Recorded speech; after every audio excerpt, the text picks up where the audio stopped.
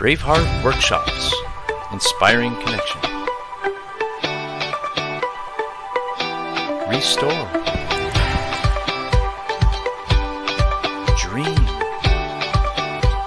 Getaway Experiences. Love, live, and laugh. With Braveheart Workshops. Live now with Jill Reynolds. The Connection Show. Restore, renew, and reconnecting community. Sponsored by Braveheart Workshops, live with Jill Reynolds. And joining me today from Kentucky is Laurie Cline. Welcome to the show, Laurie. Thank you. It's good to be here. Well, we are so glad and grateful that you joined us today. And I'd love the audience to know a little bit about you, Laurie. So I'm going to read a little bit about who she is. Laurie Cline is a wife, mom of 2 grown boys, and a grandmother of 1. She earned her Bachelor of Science degree in Computer Information Systems from Western Kentucky University, and she's worked as a software developer for over 28 years. Laurie and her family were living the dream when her husband suffered a debilitating spinal cord injury that left him disabled, and their young son also had a serious health scare. She had to dig deep into her faith to discover the truths about God's love for his children, even in the face of devastating circumstances. Writing became an outlet during her difficult season in life, and after a prompting from God, she decided to write her story and start a blog. She is in the final stages of publishing her first book, Counting It All Joy, and writes on her new faith-based blog. Laurie is a devoted follower of Jesus Christ and has a passion for helping others through her writing to discover their joy through difficult seasons of life. So, what an amazing bio, Laurie, and it's just been such a pleasure to get to know you these last few weeks when we've been able to talk. So, what I'd love the audience to know is a little bit about that journey for you. So, take us back to those college days, if you wouldn't mind, and share with us, what led you into, software and information technology. What drew you to that field as a woman? Well, so in college, there for several years, I had no idea what I wanted to do, not a clue. I was not one of those people that just dreamed of, all through high school or a little kid. I never really knew what I wanted to do. But once I got into school, I was taking business courses, and a friend of mine was taking a programming course, and I thought it sounded interesting. So I thought, well, what the heck? So I needed a class. So I took my first basic class, and I was good at it. And I was surprised because I don't fit that typical computer. I hate to use the word nerd, but you know what I mean. Yeah, the geeky. You're not a real geeky girl. No, I'm not. I'm a girly girl, and I'm social. I do. I'm a little bit of an introvert, but yeah, I have social skills, I think, sometimes. But I took that class, and I just thought, really programming it's a lot about logic. I'm a very logical thinker. And it was kind of history from there. And I graduated and got my first big girl job at Fruit of the Loom corporate. It was a corporate headquarters there in Bowling Green, Kentucky, which is where I lived. And I've worked there for a few years, and I work now with a company out of Nashville. I've been there for over 20 years, and I love it. What company are you with now?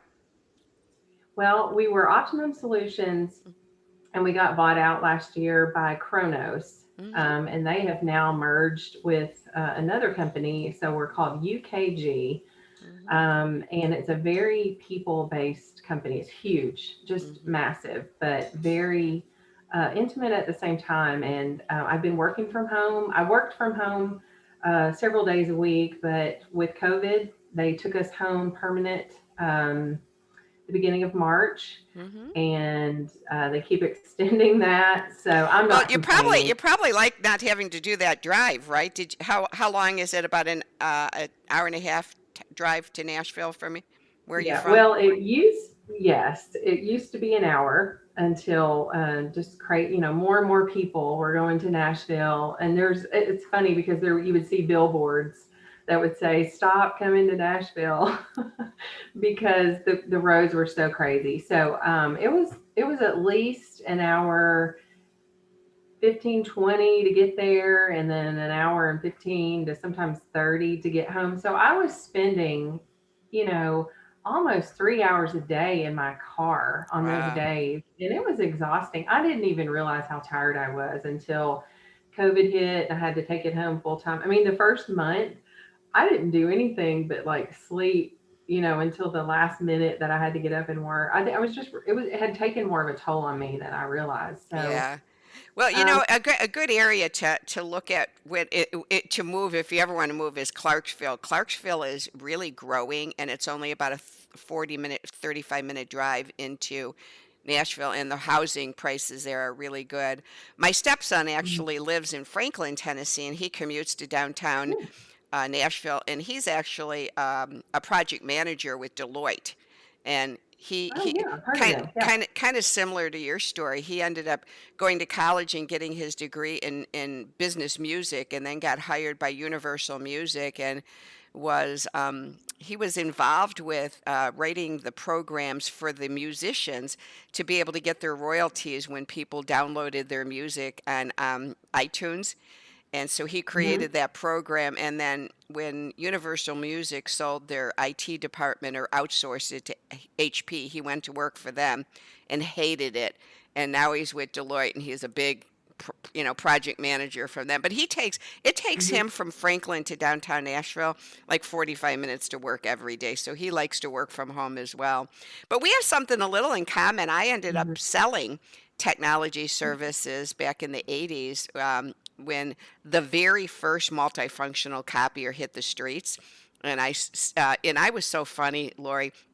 Here I am. I had been in air freight and truck freight shipping for 15 years, and then I went into technology sales. And I was so technologically um, ignorant that when I had to learn how to work the copiers, I sat there and said, "Now, where does the paper go and how does it come out?" I like had no clue where to put the paper in, how it came out, how to do a fax. You put it upside down, right side up, and I sold these things for like 15 years and was one of their highest producers. But I literally, I'm telling you, I hate technology sales. So anyway, so then getting into technology. Tell us a little bit about your husband, if you wouldn't mind, and share with us what kind of career he had, and then what happened to him. What was his story that led into your story? Well, so he and I met at Western, which is where I graduated from. He later transferred, but we met in an intro to government class that I took as an elective and quickly dropped because that was not my thing. He was a government major originally, and so we met in that class. He caught my eye, and I caught his eye, but the rest was history. So we've been married 26 years. And he graduated with a criminal justice degree from Eastern Kentucky University. So he has always been in law enforcement, or he stepped out of law enforcement for a few years because of injuries. He was that guy that he's got a laundry list of injuries, from knees to back and all kinds of things. He was having a lot of back issues, but then he got back in to finish up his retirement, was what our goal was for him, because he didn't have but just maybe 8 years left, I think. So he worked different. So he was a street officer, he was a state trooper, he was a KBI officer, and he, just had a long, and he also worked for an insurance company. He was worked as a sheriff. department or sheriff's office. He was the sheriff for a short time. But he also had a lifelong throat problem. I'll throw that in because that was something that also was part of the story. When he was 2 years old, he was diagnosed with a disease on his vocal cords that had blocked his airway off. And so it was very life or death when he was just a baby. I cannot imagine what his parents went through, but they figured it out. And his life was spent in and out of hospitals, children's hospitals, and operating tables. He's had at least 40 vocal cord operations Mm. since he was a baby. So his vocal cords are very delicate and damaged, but he was able to talk. He's a preacher as well. He was called to preach, I think 2004. Um, and that was just more of an evangelist type, would just go to churches and preach in revivals. So his voice was very important. Um, and he had injured his neck twice previous to 2013. He had his second neck surgery on the cervical spine, and he was supposed to be being careful. Technically, he was still healing, but there was an accident outside of his office. Someone had gotten electrocuted, a lineman. And so he went out, not thinking about himself, but he and there were lots of other, it happened in front of the jail and sheriff's office. So lots of people went out to try to help this guy. And my husband was one of the people that helped lift him out of this cherry picking bucket where he was burning and onto the gurney. And when he did, my husband kind of helped hoist the guy. He felt like something unzipped in his neck, and he knew that he had hurt himself. But he kind of pushed it to the side. He didn't even say anything to me. He was really worried, I think, but and as time went on, a few more months went on, he ended up having to have surgery. And January the 8th, 2014, they rolled him in for surgery. They thought he had ruptured more discs. And when he came out of that surgery, we knew something was really wrong. He had tremors in his arms and his legs.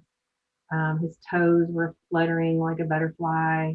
Mm. Even a nurse said, "Are you doing that?" And you can't flutter your toes like a butterfly. That's like we can do our fingers, we can't do our toes. But one thing that was very unexpected was they paralyzed his right vocal cord in Mm. that operation as well. So he woke up with no voice, not a drop. Mm. And at first, I didn't panic because I thought, well, it'll come back. It'll come back. So that was the beginning of our journey with his disabilities. By the time we got home, he was losing his ability to walk without assistance. He was having to use a walker, and we were 44 years old. Which may sound old to young people, but in our, really still quite young and not to his retirement yet, but he ended up, stepping away and from work and everything and became disabled. And I became the sole learner and a caretaker and everything in between. And that is when, we were people of faith before. My husband was a preacher. I was a preacher's wife. We were at church every time the doors were open. That was such a huge part of our life, So it really, because it we really, wanted it it to really, be. it really rocks your faith when you go through something like this. No matter how strong of Oh, a Christian you are, exactly. your faith is definitely put on the grinder. Shaken. You're shaken. You are shaken, and Satan likes that. He loves to have a field day and kind of throw something in and into our lives and stuff. God says we'll be tested, but Satan says we'll be tempted. And so, um, yeah, the temptation definitely comes into play. So this all occurs, and now you are the head of the household, the head of the finances when it comes to that. And I say the head of the household because I'm sure your husband is still the head of the household, is a Christ-centered man, but he doesn't have the voice that can be heard. He can't work now. So at that point, my definition of codependency is when we allow people, places, or things to become more important than ourselves, that we lose our identity. So, in the midst of this, if you could share with us a little bit about, did you then at that point feel like this codependency coming into your life even stronger, where you had to control and manage everything to the point that your own identity was starting to get lost because everything was centered around everyone else? Oh yeah, we both had like identity crisis because, for him, and I think it's more of a man, and maybe also because of maybe what he was doing for a living, but to me, it seemed like, a man's identity can be so wound up in what they do and who they are, or instead of, or not who, what they do instead of just who they are as a person and who they are in Christ. And although he was a preacher, he was a man of faith, it was a very dark, dark, dark time for him Hmm. when he felt guilty. He felt like he had failed. Um, and he went through really a dark, deep, dark depression time. And then I'm over here putting on all of these different hats. I had a 17-year-old and an 11-year-old. I had a full-time job already. Um, and now, our income was gone in a minute. His income was gone, and we had medical bills pouring in. And I was having to learn how to run the weed eater and all these, I had, because he could not speak, he couldn't talk on the phone, so everything, I became the CEO of our house. He might have been the owner, but I was like having to run the whole family. And yeah, the lines got blurred because he couldn't talk. People always looked at me like, he would start whispering and they couldn't hear him, so they'd always look to me. And we I'm just going to be honest, we had a few fights over it because he reminded me a few times, I can't walk, I can't talk it, but I am Still the head of the here. household. I'm And still here. I'm sitting I'm not here, dead. I'm right, here. right. And I never intended for him to feel that way, but just because of everything that was happening. And my personality is, I don't quit very easily. Now, I'll get knocked down and I'll have a good cry and I'll maybe wallow for a minute, but I pull myself back up and I always tried to, because my kids were watching me, like my mood was the temperature gauge in the house. If mom was smiling, then my kids were happy. They knew, okay, mom's okay. But if I ever let my guard down and I let them see me just, wallowing in it, it upset the whole apple cart. So, So yeah, the line, you had to wear a mask a whole I bunch. wore a mask and a new hat. I did. Yeah. And I think as I envision this, Lori, I can imagine, um, sometimes when I have a severely handicapped stepson, and he's 48 now, and he lives in a home for mentally handicapped adults. He was born with brain tumors. And Jason has always been a very verbal uh, young kid growing up. He kind of exhibits that of about a 13 or 14-year-old autistic child. And his passion had always been reading and memorizing books. He'd write them until he memorized them, and watching videos and memorizing them. And a new drug came out for his seizure disorder several years back that they put him on. And within, I'd say, about a couple of months, he started hallucinating, and then his words all started to scramble. And he couldn't, and had to be in the hospital for like 7, 8 months between psychiatric and neurological, trying to assess if what was going on with the brain. And it was horrible for us because he was always the most loving, sweet, you'd see him and he'd come up to you, Lori, and he goes, "You're pretty. Would you marry me?" And he goes, "Can I get a hug?" And then he went from that to not being able to get his words out. They'd come out like that. He couldn't talk. And then he got so angry when he could, you'd hear him, whatever words could come out were swear words because he was so distraught.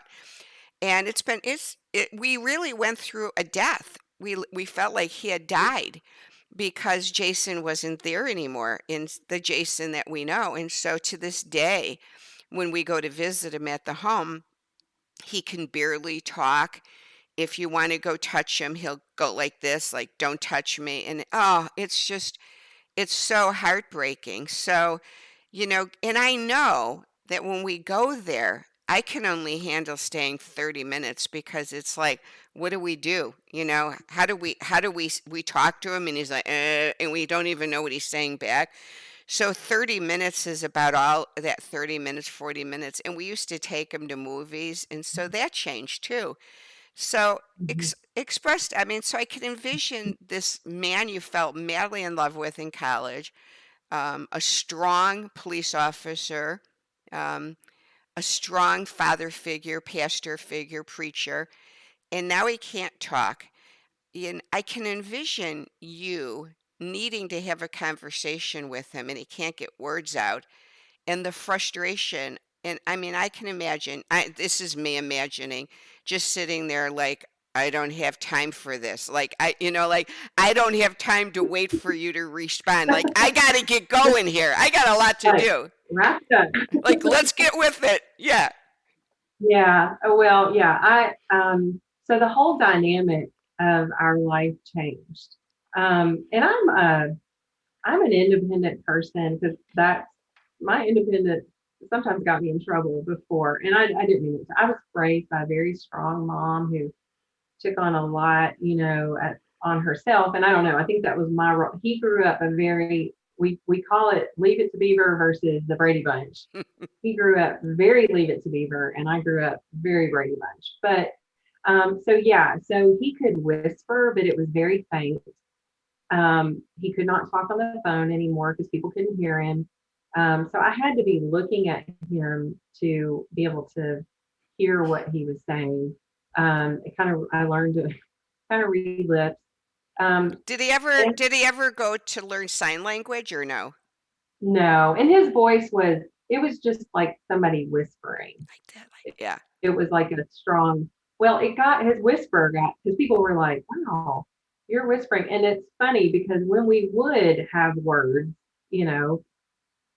and we try not to yell at each other, but I would say, "Stop yelling at me." And he would be like, but like he would whisper, "I can't yell," and I'm like, "Well, you know what I mean." If it was me and I couldn't talk, I'd get a punching bag when I'd be mad, and I'd go, like, punch it out and go.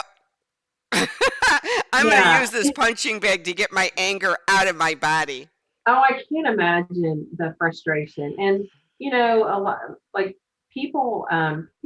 He had a small circle of friends that stuck by him. They were the ones that were in his life, like, as a child, or those, but a lot of people disappeared. I think, like you just said, they don't know what to say. They don't know what to do. He doesn't look the same because, he lost a lot of weight and, was, didn't look like the big old strong guy, but I mean, I kept assuring people he's still the same person. Nothing is wrong. Yep. With his mind. It's just his body is broken and he can't talk. So and now you're breaking his heart when you diss him. It breaks his heart. Then on top of that as well. Right. I had to choose my words very carefully. I had to, you don't want to kick a dog when they're down. I mean, we had to have a few come to Jesus. He with me and me with him, and it was very hard because I can talk. And he's whispering, but to remind Sometimes he would have to remind me, I know you're having to do it all, and I'm so sorry, but I'm still here. You have to include me because you don't mean to, not include him in maybe some decisions or something. It's just, he's in the bed and he was bedridden for years and years. Now, Mm, because he was so sick, he had gotten a staph infection on top of mm, all of this, and it about took his life. That was in 2015, and it took years and years for him to even have the strength to get out of bed. mm. It was walker and wheelchair. So I can't imagine what was going on in his mind. But what I was dealing with was just, I felt like someone took the whole world and they set it on top of my shoulders. Mm. So and I had to be careful about what I said because I didn't want, like you say, you don't want to kick somebody when they're So down. when But you have to walk on eggshells like that, it has to take a toll on you internally, your stomach and GI tract and everything. So now divert a moment to your son. In your story, your son got ill. So how old was he, and what happened to your son in this time? so our youngest son, he was um, 14. He was 14 when one day he was taken out, he was going to feed the dog and tripped coming back in the house because it was dark and there's a step, and he fell and injured his shoulder. Now, we don't do anything easy at our house. If it's going to be a shoulder injury, it's going to be the worst kind that you can have. So, of course, when I took him to the doctor, it swelled up huge. And I took him to the doctor the next day, and the doctor just kind of looked at me and put his hand on my shoulder, like, and I knew it was bad.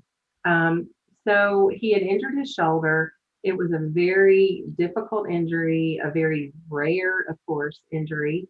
So we were like going to doctor after doctor, having MRIs and all this. And then just out of the blue one day, he got really, really ill, like vomiting. I've never seen anyone get that sick. So he was sick all day. We kept trying to, I kept trying to give him just kind of home remedies, like, you're going to be okay. You're going to be okay. Because again, and this is terrible, but because my life was so busy, it was sometimes hard to get my attention. You had to be bleeding, laying on the floor sometimes to Mm-hmm. get my attention. So we ended up at the ER that night because we thought he had appendicitis. Went to the ER. They ended up keeping him. We went home midweek, but then we ended up back. So it was about a week in the hospital. The good news was we did find a doctor that specialized in that specific shoulder injury. That was the good thing. And I felt like all along, okay, that was your reason, God. You had to knock me down and get my attention. And so we found the right doctor. And so when we went to see this doctor, he was going over the shoulder, and then he just out of the blue said, um, "So did they tell you about the tumor on your son's spine?" And Mm-hmm. that was the end. I didn't hear another word that came out of his mouth, and I had to keep asking him to repeat our conversation. Um, so my son, long story short, um, ended up having to have back surgery to remove a tumor that was on his lumbar spine. And they did not know what it was until they took it out, and it was like a bone type tumor. So it was a long month of waiting to find out if it was malignant or benign. Praise the Lord, it was benign. But as bad as it was for my husband to be sick and to everything, because this was like 2 years later from the beginning of when my husband got disabled. So it was 2 years later when my son had surgery. And as bad as it is for your husband or your spouse to be sick and to see them suffer and everything that we had gone on, everything that had gone on with him, when it's your child, it's Mm-hmm. a whole different ball game. Yeah. And it literally, I thought I was already on my knees, but this dropped me to my knees, almost in the fetal position. Mm-hmm. Um, And then that fear just takes over your entire body. Yes. And And it I'm gets one of my favorite, and I'm so bad with addresses in the Bible, but the one Bible verse that talks about that when you're so desperate, you can just have groanings to the Holy Spirit. It's like you don't have any energy to even pray. So it's almost like you're just groaning and asking the Holy Spirit to intercede on your behalf because your whole body and your whole mind is shutting down. mhm. And once again, I had to stay strong Hmm. for, my husband could not go to any of these doctor's appointments, or he couldn't be there during, I had to go solo. My mother-in-law did go with me the day of surgery, but I was not a single parent, but I was in a lot of respects because my husband could not be there physically with me. And it would have, if we would have been there together, it would have, I would have just had a shoulder to lean on. So I had God You sent. needed a shoulder that wasn't damaged, and yeah. And just curiosity with your son's shoulder injury, because I've been doing holistic medicine for 38 years and healing and stuff. So with his shoulder injury up here, and I can envision this. The first thing that hit me when you said he started throwing up was, did the shoulder injury then impinge nerve endings in his cervical neck so close to it to the point where that was causing some of his illness? Because I know when I've had my shoulder gets entrapped a lot. And when it gets entrapped, and I have a really bad cervical neck from degenerative arthritis and bulging disc. And when it gets entrapped, my shoulder, my cervical neck makes me feel like I'm going to throw up. And I get horrible migraines from it. And so until I can get the shoulder to relax, that nauseousness and headaches don't go away. So did they ever say something was going on with the cervical then as a result too of the shoulder? Well, he started having migraines. He had a brachial plexus injury, which is the whole group of nerves in your neck that go down into your shoulder. When he fell, he stretched them. And of course, nerves take forever to heal. It's not a quick, Mm-mm. sprain or break. And It then you is, got to deal with scar tissue. we dealt with what worried me so bad about and why we kept going doctor to doctor is because he lost the feeling in that hand and also some movement in his hand.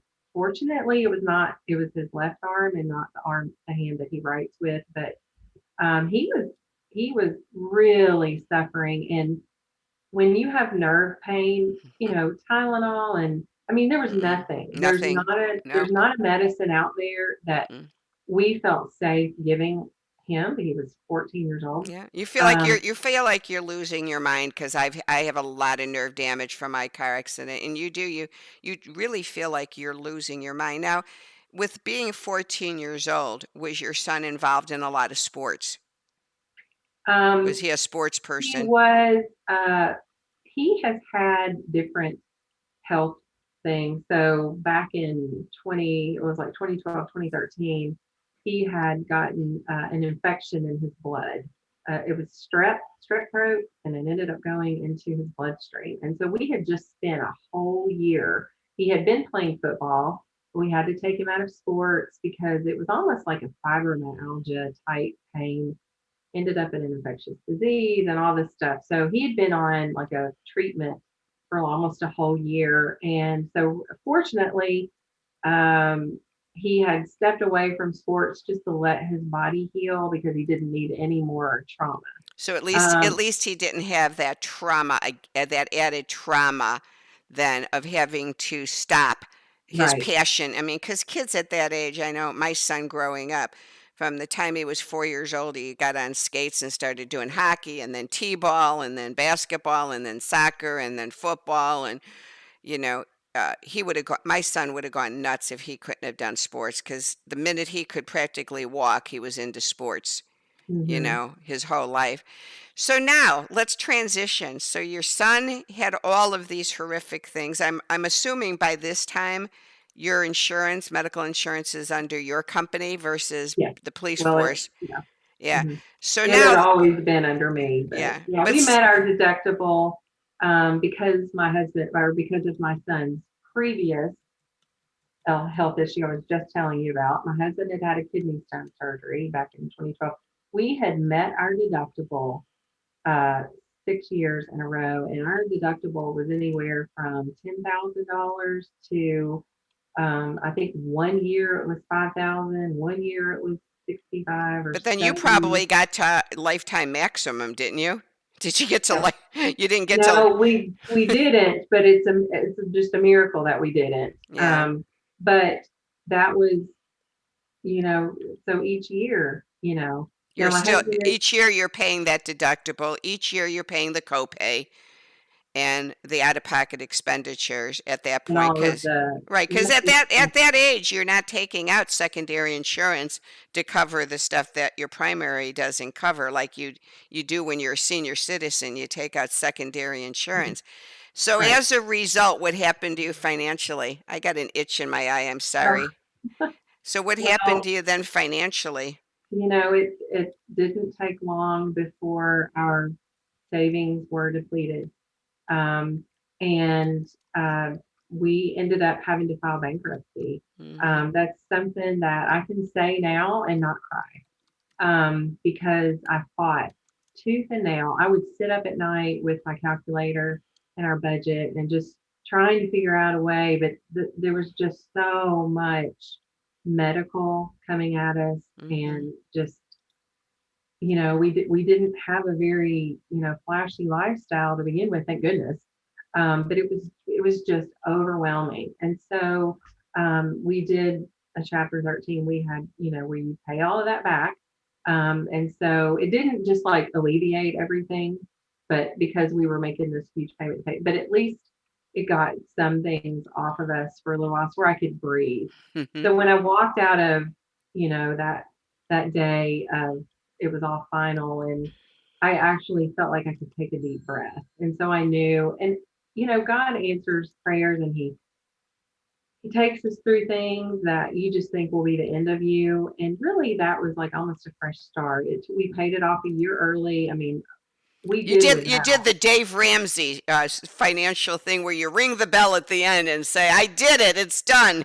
It's final." Right. Yeah. Yeah. I mean, we were on cash only, and we still are. Hmm. When you live cash only, it's different. And we've adapted though, and it's a simpler lifestyle. And Hmm. I'm just thankful that it was an option. But we had so many people help us during that time. Just lots of cards in the mail. I call it mailbox money. And I have written a book, and my book I hope to be coming out in January. But I have a whole chapter dedicated to to the mailbox money, um, the wonderful things, and that's what prompted me to write a book, because even though our whole world was absolutely turned upside down and didn't resemble the life that we had been living, the goodness of God during that time was mind blowing. And it Hmm. was, he sent people into our lives. He sent us help. We never, ever missed a house payment. Even though, well, yeah, we couldn't take vacations, or, we're still driving, older cars with no car payment. That's okay. Hmm. Um, But we God was faithful. survived. Yeah, God He was was faithful. faithful. Oh, just time and time again. And people would ask me, when people start comparing your life to the book of Job, especially my husband, they would just, because he lost everything. He couldn't speak, he couldn't work, he couldn't walk, Hmm. he couldn't. I mean, there was, Job, we would always kind of be like, oh, no, no, no. But I mean, people, from the outside looking in, it must have looked pretty bad. And people would just stop me in the grocery store and just, say, oh my gosh, how.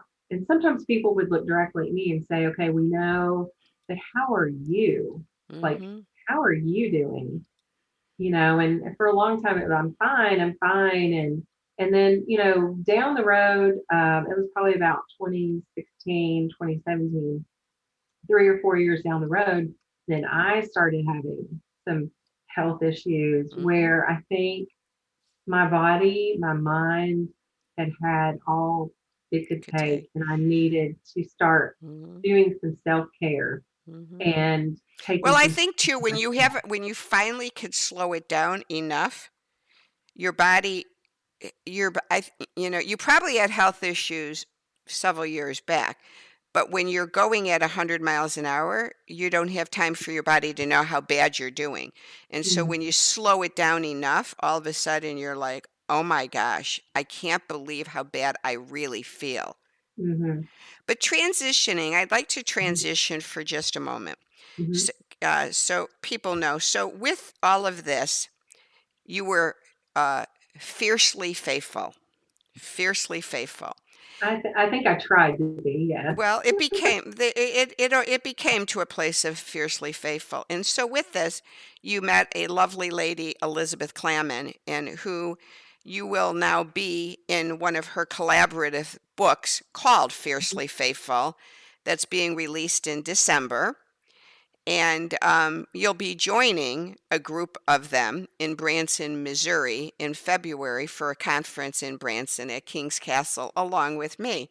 Mhm. And so, I'd love the audience just to know a little bit about this conference for you, and that you'll be coming here to share this story live, and people will have the opportunity to meet you in person and do book signing with you and just be able to sit alongside of you on this journey. We'll have praise and worship in breakout groups as well.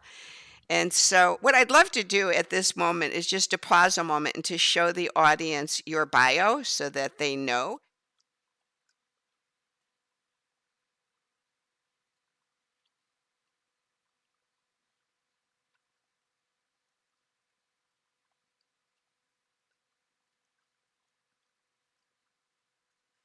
And so, just kind of coming to a closure here, Lori, because I know your story goes on and there's so much more.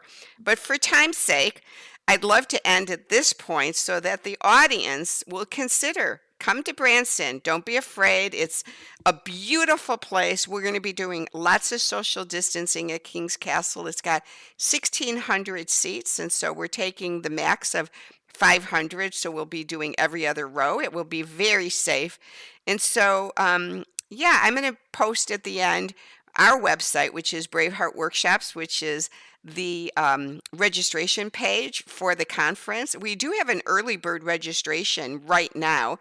And if you go online and register now, you can get a discount. If you're a group, if you're a church group listening to this or any group of 12 or more, please register together at a special price, and the leader gets a complimentary ticket to come to the event. And so, Lori, I just have been so privileged to hear a bit of your story, and I can't wait to hear more because it continues on. But I think that we'll pause at this place, Lori. And just if in closing, if you'd like to say a couple more things before we end, and then we'll end now, and then join us in Branson. Well, first of all, I want to thank you for allowing me to come on today. I'm a newbie. This is all new to me. If you would have told me a year ago that I would be in writing a chapter for a collaboration and my own book and being interviewed on a podcast, I would have thought you were crazy.